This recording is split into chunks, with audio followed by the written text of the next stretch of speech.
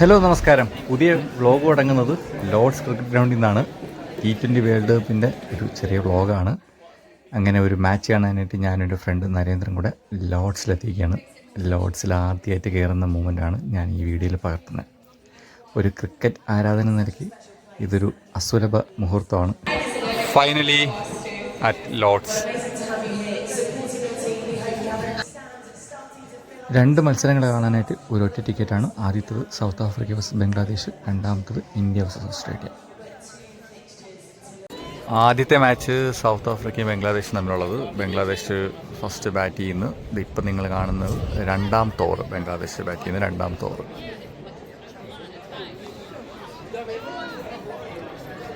ഇതാണ് ഞാനിരിക്കുന്ന സ്ഥലത്തു നിന്നുള്ള വ്യൂ. ചുറ്റും ഞാൻ കാണിച്ചു തരാം.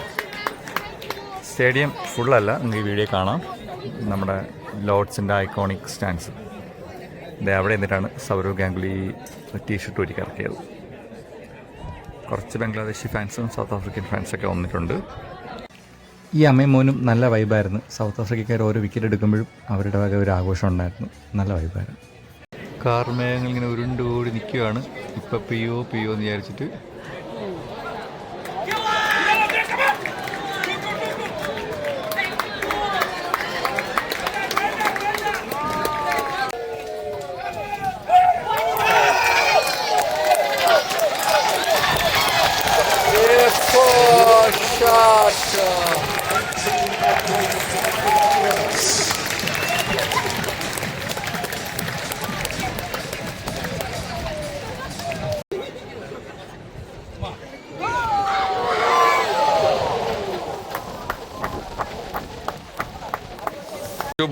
last two balls.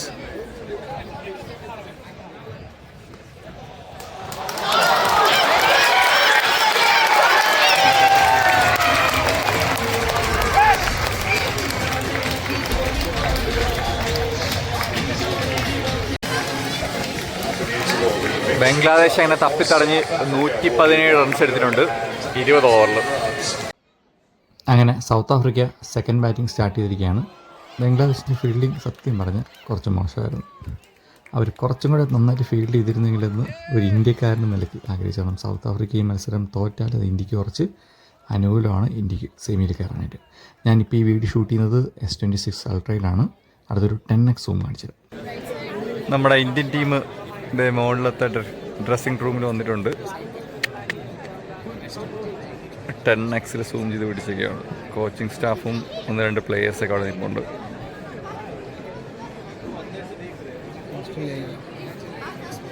ഓസ്ട്രേലിയ ഇപ്പുറത്ത് തോന്നല്ലേ?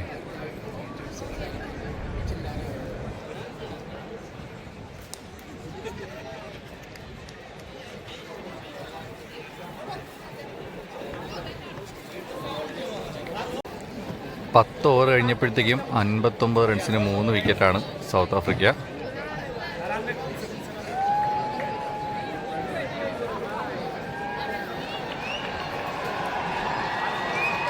നമ്മുടെ Indian Smriti Mandhana Indian players അതുവഴി നടന്നു പോയതിൻ്റെ ഒരു ആരവമാണ് ഇപ്പോൾ കേട്ടത്.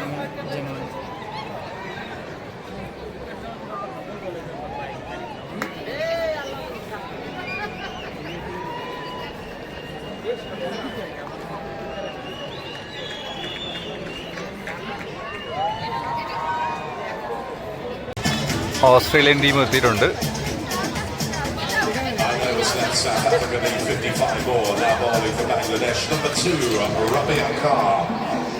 മത്സരം ഇവിടെ നടക്കുവാണ്. അപ്പോൾ ഈ മത്സരത്തിൽ ബംഗ്ലാദേശ് ജയിക്കുവാണെങ്കിൽ ഇന്ത്യ അടുത്ത മത്സരം ഓസ്ട്രേലിയയോട് തോറ്റാലും കുഴപ്പമില്ല.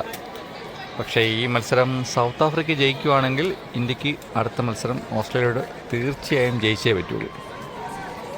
എന്നാലേ ഇന്ത്യക്ക് സെമി ഫൈനലിൽ കടക്കാൻ പറ്റൂ.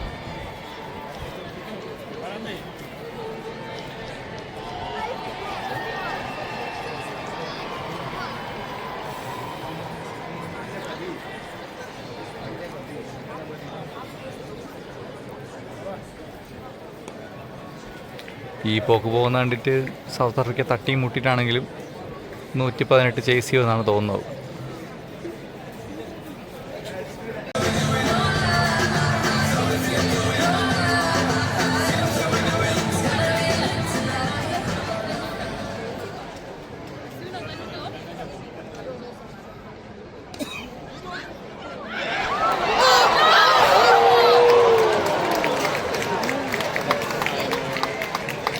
12 ബോളിൽ ജയിക്കാൻ ഇനി 10 റൺസ്. 2 ഓവർ സൗത്ത് ആഫ്രിക്കയ്ക്ക് ജയിക്കാൻ വെറും 10 runs.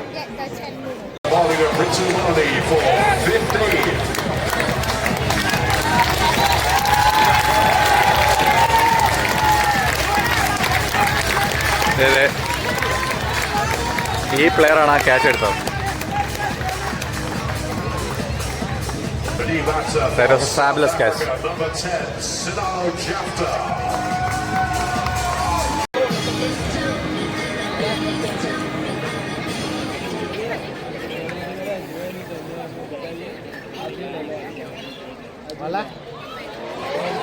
Very good, very good.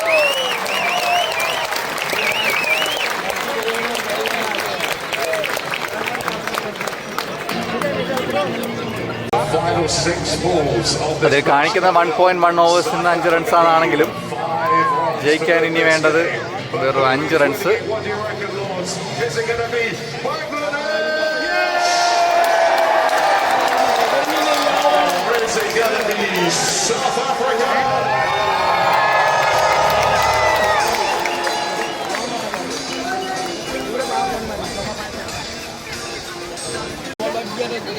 Final over, first ball.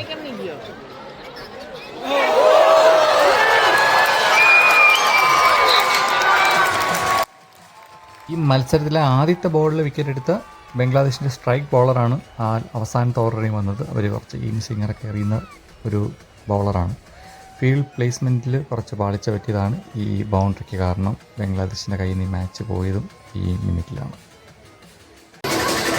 First ബോളിനെ boundary ഒഴിക്കുകയാണ്. ഇനി ജയിക്കാൻ വേണ്ടത് വെറും 1 റൺസ് മതി. This could be the winning moment for South Africa.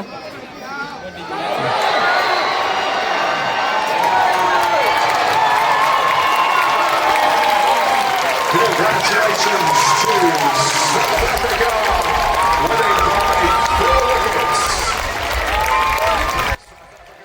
അങ്ങനെ ഒടുവിൽ സൗത്ത് ആഫ്രിക്ക ജയിച്ചിരിക്കുകയാണ്. അപ്പോൾ ഇനി ഇന്ത്യക്ക് വേറൊരു മാർഗ്ഗമില്ല. അടുത്ത മത്സരത്തിൽ ഓസ്ട്രേലിയ തോൽപ്പിക്കുക എന്നുള്ളത് മാത്രമേ ഉള്ളൂ.